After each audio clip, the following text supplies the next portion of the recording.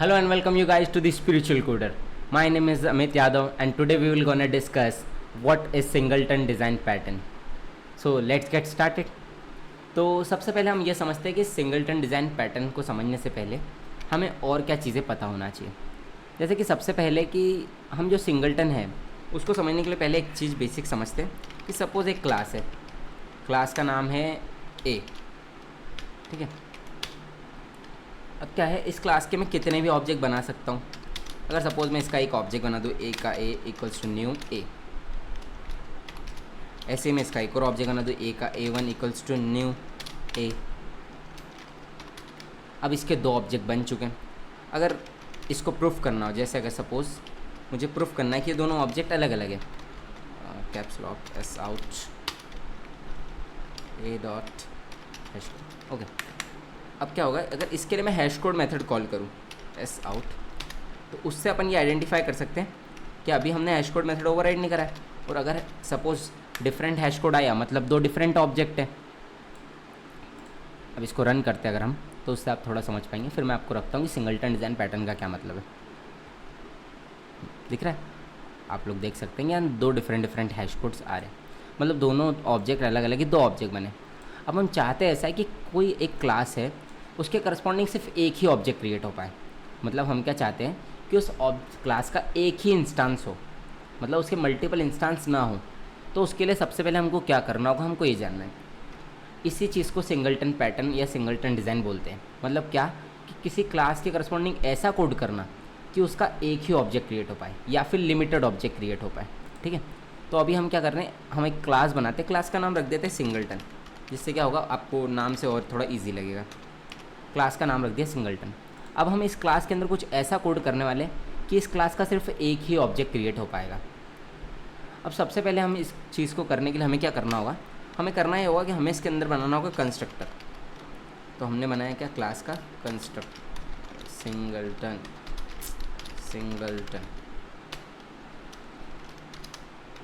हमने बनाया इसको कंस्ट्रक्टर। अब हमको क्या करना है, हम चाहते हैं कि इस क्लास का ऑब्जेक्ट कोई डायरेक्टली ना बना पाए।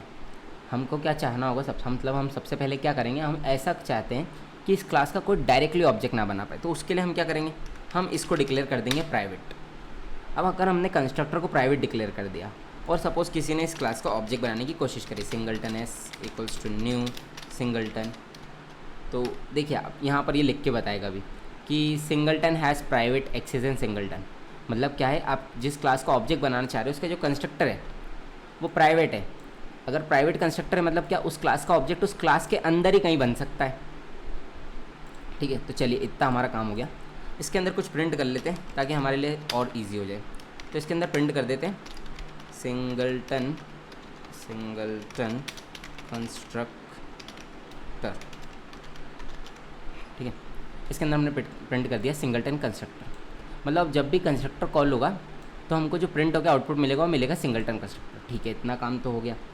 अब क्या है, हमने क्या करा, हमने डायरेक्ट ऑब्जेक्ट के क्रिएशन को तो रोक दिया। अब हमको कोई ना कोई तरीका तो ऑब्जेक्ट बनाने का देना पड़ेगा।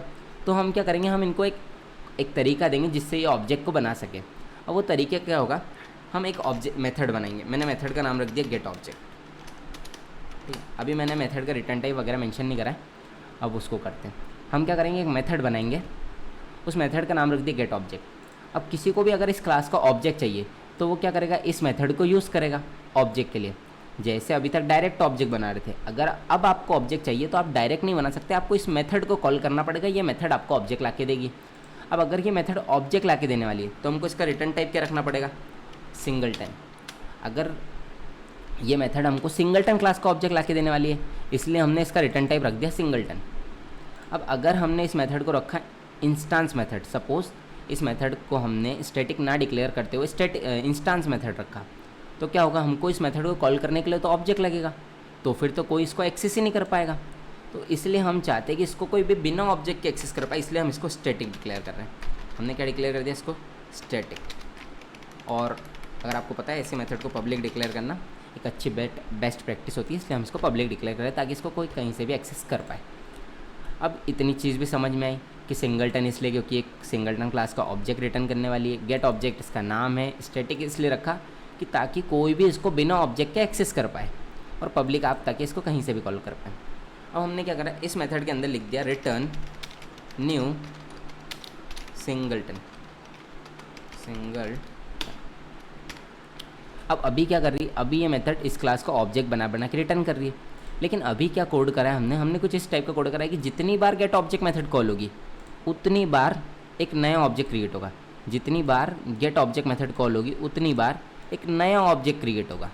पर क्या हम ऐसा चाहते हैं? नहीं, हम तो ऐसा चाहते हैं कि सिर्फ एक ही ऑब्जेक्ट क्रिएट हो। तो उसके लिए हमको क्या करना पड़ेगा, हमको डिक्लेयर करना पड़ेगा ऊपर एक वेरिएबल। हमने डिक्लेयर करा सिंगलटन का एक रेफरेंस वेरिएबल सिंगल, इसको नाम दे दिया सिंगल। अब ये method static variable non static, तो क्या हम इसको इसके अंदर एक्सेस कर सकते हैं? नहीं कर सकते। अगर हम चाहते हैं कि एक्सेस कर पाए तो क्या करना पड़ेगा, हमको इसको डिक्लेयर करना पड़ेगा स्टैटिक। हमने इसको डिक्लेयर करा ताकि हम इसको इस मेथड के अंदर एक्सेस कर पाए। और हमने क्या बोला कि इफ़, अगर हमारा जो हमने ऊपर वेरिएबल डिक्लेयर करा सिंगल वो इक्वल हो नल, जैसे कि अभी आप देख पा रहे हैं कि हमने अगर इसको ऐसे नॉर्मली डिक्लेयर करा तो ये नल होगा। तो हमने बोला कि अगर ये नल होगा तो क्या करो, एक ऑब्जेक्ट बना दो। हमने बोला सिंगल के अंदर एक ऑब्जेक्ट बना दो, सिंगल के अंदर कर दो न्यू सिंगलटन, मतलब एक नया ऑब्जेक्ट बना दो। वरना क्या करो, वरना सिर्फ जो सिंगलटन है उसको रिटर्न करते रहो। मतलब अगर किसी ने first time get object method को कॉल करा तो क्या होगा, सिंगल नाम का जो हमारा रेफरेंस वेरिएबल वो नल होगा। अगर वो नल है तो क्या होगा, नया ऑब्जेक्ट क्रिएट होगा। लेकिन सपोज अब किसी ने second time get object method को कॉल करा तो सेकंड टाइम की क्या मतलब, सेकंड टाइम अगर कोई कॉल करेगा तो फर्स्ट टाइम पहले से कॉल हो गया है।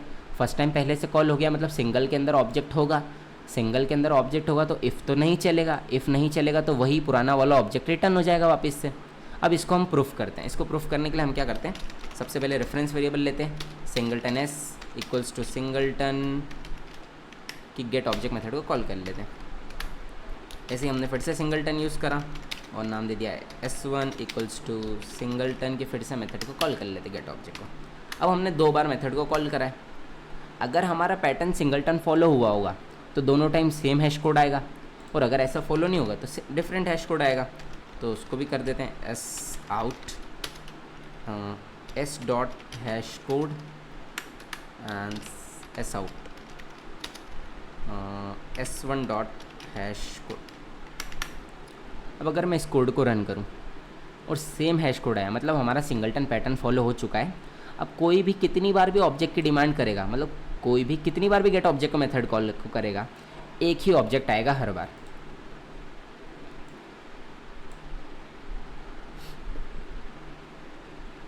हाँ, देख सकते कंस्ट्रक्टर एक ही बार कॉल हुआ मतलब एक ही ऑब्जेक्ट क्रिएट हुआ है, और दोनों टाइम सेम हैश कोड आया। इसका क्या मतलब है कि हमारा जो सिंगलटन पैटर्न है वो प्रॉपरली फॉलो हो चुका है।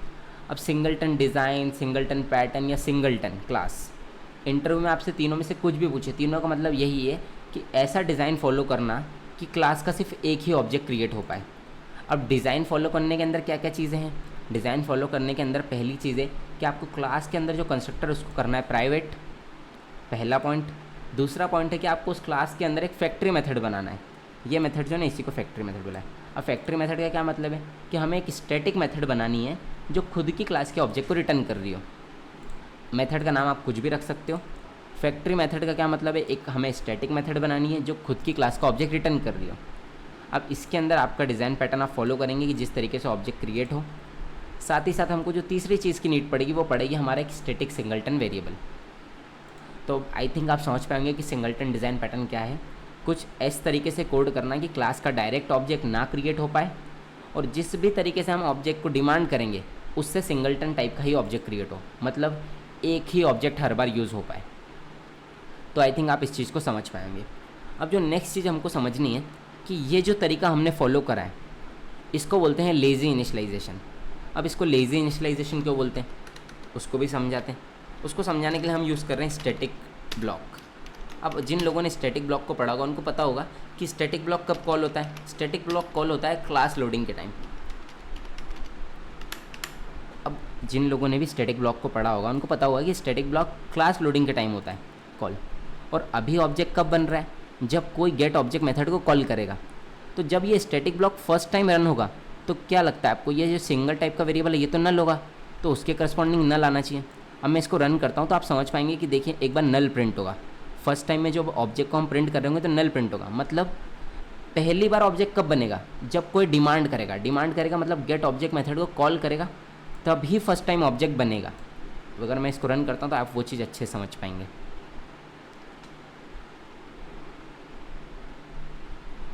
देख पा रहे हो आप कि फर्स्ट टाइम में नल प्रिंट हुआ। इसका क्या मतलब है कि जब तक कोई भी गेट ऑब्जेक्ट मेथड को कॉल नहीं करेगा तब तक ऑब्जेक्ट क्रिएट नहीं होगा, क्योंकि हमने ऑब्जेक्ट क्रिएशन का जो कोड है वो अंदर लिख रखा है इस मेथड के अंदर। तो जो स्टैटिक ब्लॉक है उसके अंदर आपका सिंगल टाइप का जो आपका वेरिएबल है, मतलब सिंगलटन टाइप का जो आपका रेफरेंस वेरिएबल है वो नल प्रिंट हो रहा है। इसी को लेज़ी इनिशियलाइजेशन बोलते हैं। लेज़ी से मतलब है लेट इनिशियलाइज हो रहा है। लेट हो रहा है मतलब कब, जब डिमांड होगी तब इनिशियलाइज होगा। अगर हमको इसी को ईगर में कन्वर्ट करना है, मतलब अब हम चाहते हैं कि इस कोड को ईगर में कन्वर्ट करें। ईगर मतलब क्या है कि जब डिमांड हो उससे पहले ही हम ऑब्जेक्ट को बना के एक बार रख लें। अभी का मतलब ये है कि गेट ऑब्जेक्ट मेथड जब कॉल होगी, जब कोई डिमांड करेगा तब ऑब्जेक्ट बनेगा। पर हम ईगर चाहते हैं, हम चाहते हैं कि डिमांड से पहले ही ऑब्जेक्ट बना हो। तो हम उसके लिए क्या करेंगे, हम उसके लिए कुछ ऐसा कोड करेंगे कि हम यहीं पर ऑब्जेक्ट को क्रिएट कर देंगे इक्वल्स टू न्यू सिंगलटन। अब हमारा जो कोड है ना ये ईगर पैटर्न फॉलो कर रहा है। ईगर पैटर्न फॉलो कर रहा है मतलब अब जब ये क्लास लोड होगी तभी ये ऑब्जेक्ट बन जाएगा। अब अगर मैं इस कोड को फिर से रन करके आपको बताऊंगा तो अभी लास्ट टाइम तक नल प्रिंट हो रहा था, अब देखिएगा आउटपुट में क्या चेंजेस आएगा।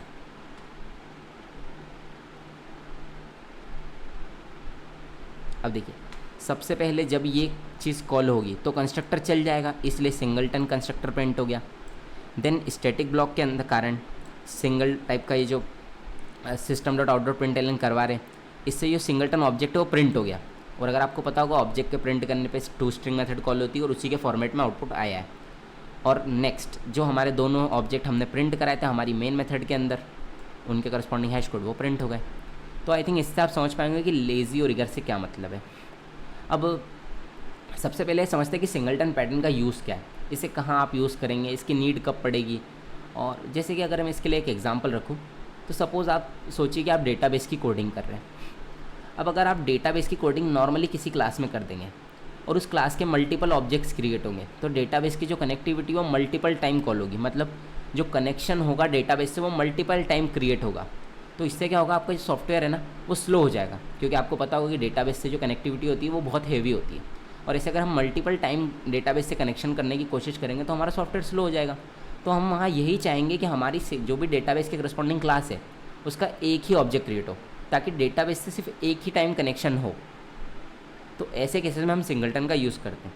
अब नेक्स्ट पॉइंट आता है कि लेज़ी और ईगर का कब कब यूज़ होगा। अब लेज़ी से सपोज़ अगर सोचिए कि आपने अपने सॉफ्टवेयर के अंदर लेज़ी इनिशियलाइजेशन का यूज़ करा है। अब आपने अगर लेज़ी इनिशियलाइजेशन का यूज़ करा होगा तो इसका क्या मतलब है कि जब डिमांड आएगी तब ऑब्जेक्ट क्रिएट होगा। मतलब आपका सॉफ्टवेयर रन होगा, रन होते टाइम बीच में जब उस ऑब्जेक्ट की नीड लगेगी तब वो ऑब्जेक्ट क्रिएट होगा। मतलब आपका सॉफ्टवेयर क्या होगा, बीच में थोड़ा थोड़ा स्लो होगा। क्यों? क्योंकि आपका चलते सॉफ्टवेयर में बीच बीच में डिमांड्स पे ऑब्जेक्ट क्रिएट होगा, तो आपका सॉफ्टवेयर क्या होगा, बीच बीच में स्लो होगा। और अगर आपने ईगर पैटर्न मतलब ये ईगर इनिशियलाइजेशन का यूज़ करा होगा तो उससे क्या होगा, हमारा सॉफ्टवेयर जो स्टार्टिंग में थोड़ा सा स्लो स्टार्ट होगा। क्यों? क्योंकि स्टार्टिंग में सारे ऑब्जेक्ट क्रिएट हो रहे होंगे, सारे वो ऑब्जेक्ट जिनको हमने ईगर पैटर्न फॉलो करा है वो सारे ऑब्जेक्ट स्टार्टिंग में क्रिएट हो रहे होंगे। तो हमारा सॉफ्टवेयर जो है वो स्टार्टिंग में तो स्लो होगा, लेकिन एक बार स्टार्ट होने के बाद वो कॉन्स्टेंटली अपनी स्पीड से चलता रहेगा। क्यों? क्योंकि अब उसके अंदर बीच में कोई भी ऐसा ऑप्शन नहीं है कि मतलब बीच में ऐसा कुछ नहीं है जिससे ऑब्जेक्ट क्रिएट होने वाले हो और सॉफ्टवेयर स्लो होने वाला हो। तो आई थिंक आप इस चीज़ को भी समझ पाएंगे।